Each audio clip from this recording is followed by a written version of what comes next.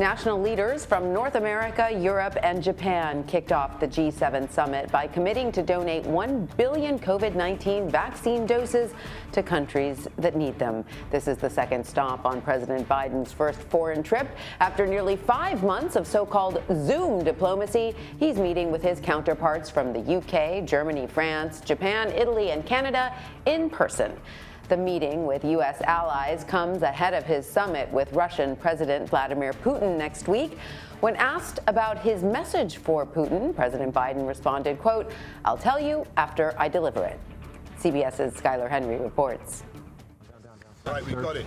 The world leaders lined up for a socially distanced photo to kick off the 3-day G7 summit in England.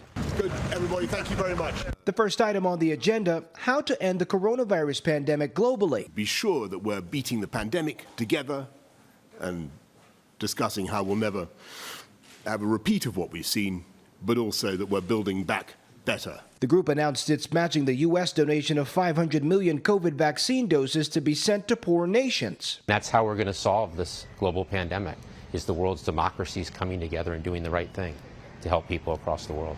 While the G7 vaccine donations certainly save lives, it's also a counter to Russia and China, who've also been donating vaccines globally to gain influence. China and Russia are among a host of issues the group will tackle this weekend, as Prime Minister Boris Johnson explained following his meeting with President Biden Thursday. There's so much that they want to do together with us, from security, NATO, to climate change. But it's not all work. The world leaders are also having dinner with the royal family.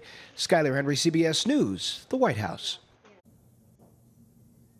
CBS News Chief White House correspondent Nancy Cordes joins me now from St. Ives, England, near the G7 summit. Hi, Nancy. So the vaccine donations are definitely a big headline for the meeting. But what do we know about President Biden, what else President Biden is discussing with world leaders behind the scenes?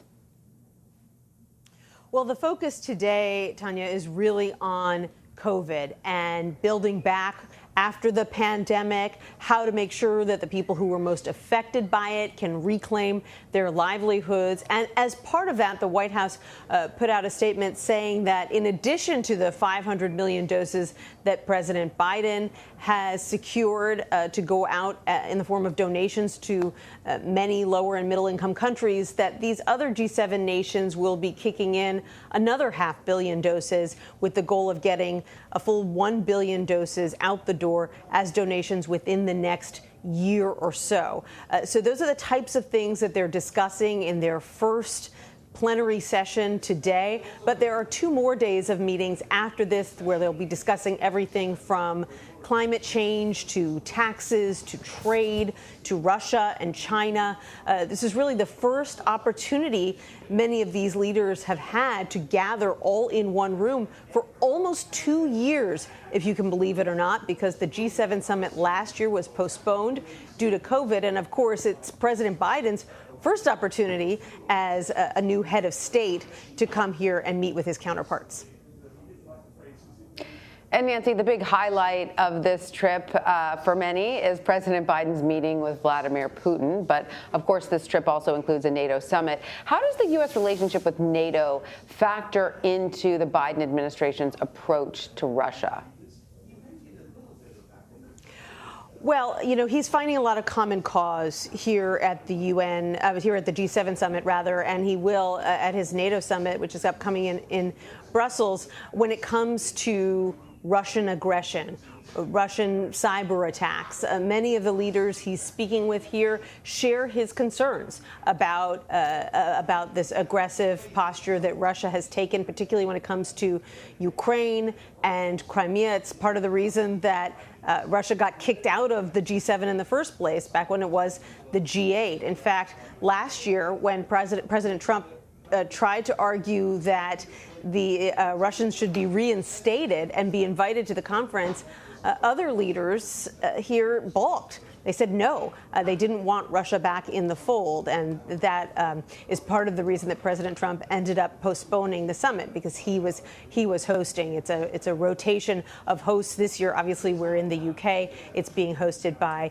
UK Prime Minister Boris Johnson. So this is a chance to send a message to Russia and to China that these G7 countries are united once again, and that these are some of the world's foremost democracies working together as a counterbalance, if you will, to some of these autocracies that are flexing their muscle. And they're looking to send the message here that democracy itself is still the most effective form of government at a time when democracies around the world are finding themselves under stress. Right. And Nancy, of course, this is not the first time that Biden and Putin have crossed paths. When then Vice President Biden first met Putin in 2011, he says he told him, quote, "I don't think you have a soul." How will this sort of prior relationship affect the tone of the summit next week? Well, there have been questions about, whatever President Biden thinks of Mr. Putin's soul, whether he should be engaging with the Russian president one-on-one at this time, particularly given some of the cyber attacks that have affected U.S. companies in recent weeks.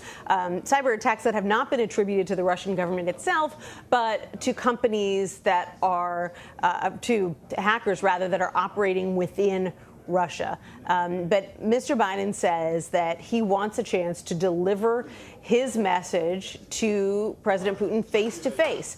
That on one hand, he wants a more stable, predictable relationship with Russia, dialing back the tensions. On the other hand, he says he's going to deliver the message that if Russia continues to act in an aggressive manner on the cyber front or in any other front, that the U.S. is going to take the opportunity to respond. He says he wants to make it clear that this is a new U.S. government with a new stance on Vladimir Putin and his country. Whether that's going to yield any tangible results remains to be seen. White House officials are pretty pessimistic about the possibility that suddenly there's going to be some grand reset in the relationship. But this is something they say that is very important to President Biden, rather, that he really values the opportunity to meet with, allies and foes alike, to let them know what's on his mind. And we'll see next week whether that is a successful strategy.